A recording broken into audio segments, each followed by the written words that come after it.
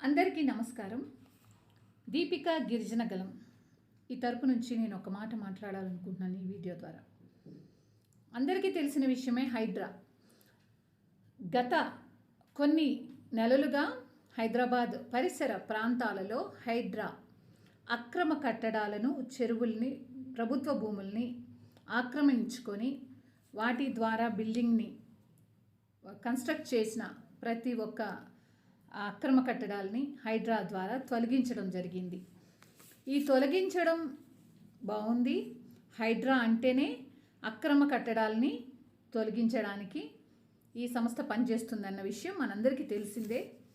దీనికి ముందు ముఖ్యంగా నోటీసులు ఇవ్వాలి, అధికారులు వివరణ తీసుకోవాలి, చర్చలు జరగాలి. తర్వాత కోర్టు ద్వారా దానికి లీగల్ ప్రొసీడింగ్స్ ఏమైనా ఉంటే మనము స్టే చేసుకోవచ్చు, సవాల్ చేసుకోవచ్చు హైకోర్టులో పిటిషన్ వేసుకొని. ఫైన్, ఇదంతా బాగుంది. హైడ్రాలో అక్రమ కట్టడాలు ఎలా గుర్తించాలి? ఇందులో బాధిత కుటుంబాలు ఎన్నున్నాయి? ఆ బాధిత కుటుంబాల గుండె రోదన ఎవరి హృదయాన్నైనా తాకాయా? గతంలో ఎన్నో గవర్నమెంట్స్ వచ్చాయి వెళ్ళాయి.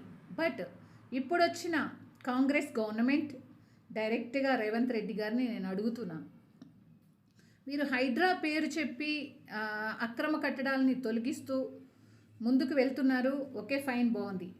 అక్రమ కట్టడాలు కట్టడానికి, వాళ్ళకి డ్రైనేజ్ని, రోడ్స్ని ఫామ్ చేయడానికి, కరెంటు మీటర్ ఇవ్వడానికి ఏ గవర్నమెంట్ పనిచేసింది? ఏ గవర్నమెంట్ అధికారులు వాళ్ళకి పర్మిషన్స్ ఇచ్చారు?